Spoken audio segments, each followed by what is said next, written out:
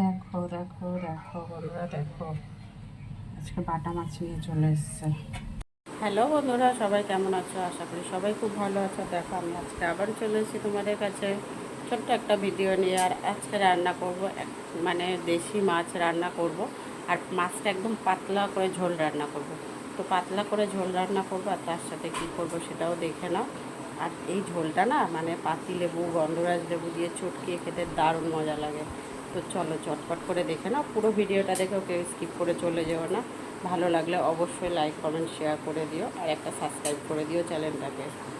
তো চলো দেখো, বাটা মাছটা রান্না করার জন্য এখানে নিয়ে নিয়েছি আলু ছোটো ছোটো লম্বা লম্বা করে কেটে, একটা ঝিঙে কেটে নিয়েছি। আর এখানে তার সাথে পনির রান্না করব, ওই জন্য আলু কেটে নিয়েছি। এদিকে কড়াই দেখো তেলও দেওয়া হয়ে গেছে। আর আজকে বাটা মাছটা একদম পাতলা করে ঝোল রান্না করবো লেবু দিয়ে খাওয়ার জন্য।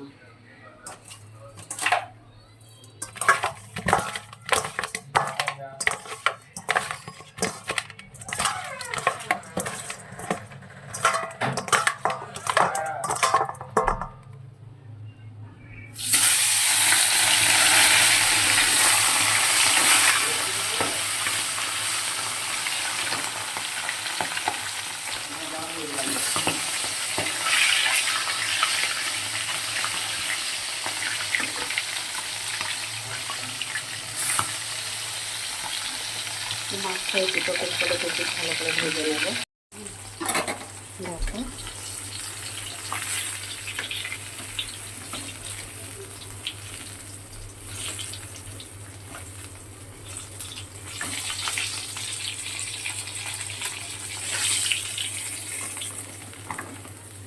মাছগুলো ভাজা হয়ে গেছে। এবার আমি আলুগুলোকেও সুন্দর করে লাল লাল করে ভেজে নেব।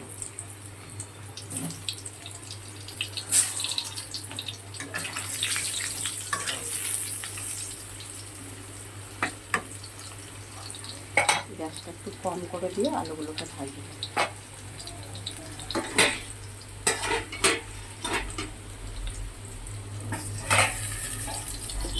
ঢেকে দিলাম। তারপর বড়িগুলোকেও ভেজে নেব লাল লাল করে।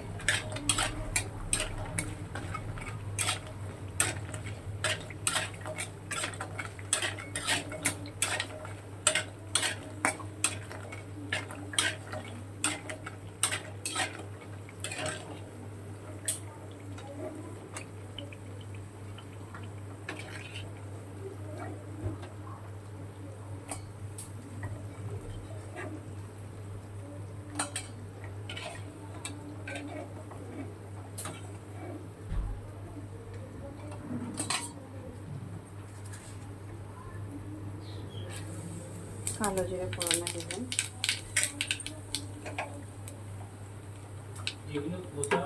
হ্যাঁ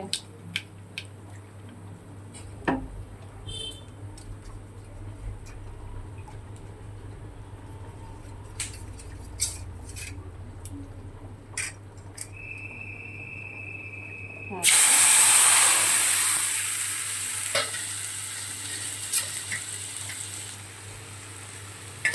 জিরে বাটা, হলুদের গুঁড়ো পরিমাণ মতন, আমি নুন দিয়েছি, লঙ্কার গুঁড়ো একটুখানি দিয়েছি।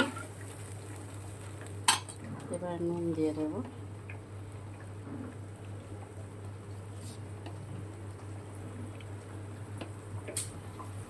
তো মশলাটা একটু ভালো করে কষিয়ে নিয়ে তারপর বাকি যেগুলো আছে ছেড়ে দেবো।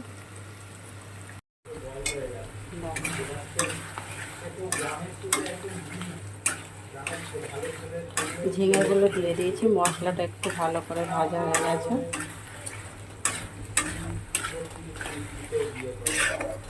মশলাটা দেখো ভাজা ভাজা হয়ে গেছে ভালো করে। এবার ঝিঙেটা দিয়ে দিয়েছি, আরও 2-3 মিনিট কষাবো। আলুটাও দিয়ে দিচ্ছি, বাকি যতটুকু আছে ততটুকু সিদ্ধ হয়ে যাবে।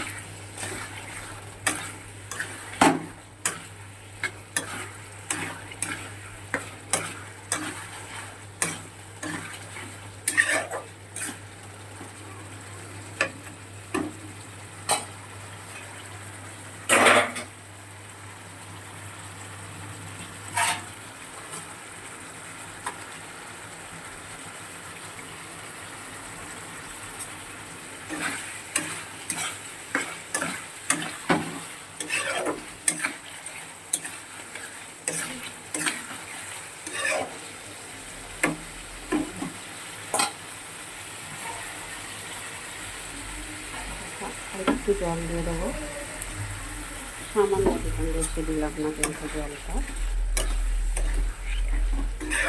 আমাকে আরও 2-3 মিনিট কষাতে হবে মশলাটা।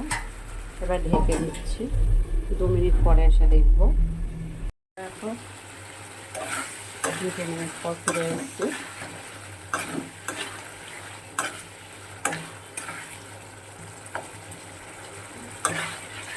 আলুটা খুব ভালো করে সিদ্ধ হয়ে গেছে।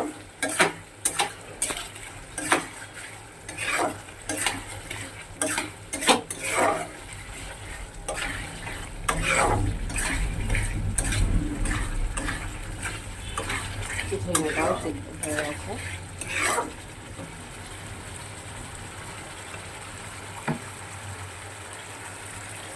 জল দিয়ে দিচ্ছি।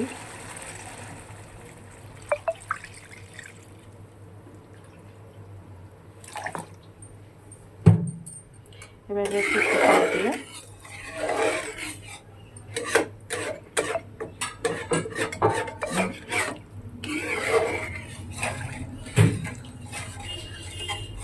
ভালো করে ফুটে উঠুক, তারপরে মাছটা আর বড়িটা দিয়ে দেবো যেটা ভেজে রেখেছিলাম।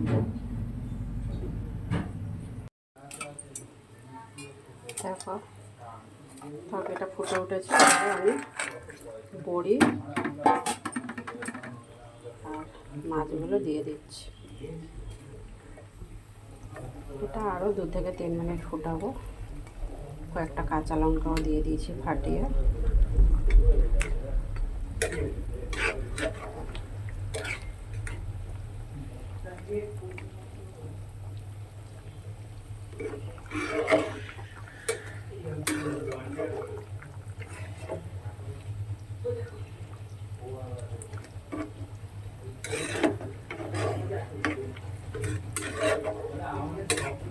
তো এবার এটা 2-3 মিনিট ফুটাবো।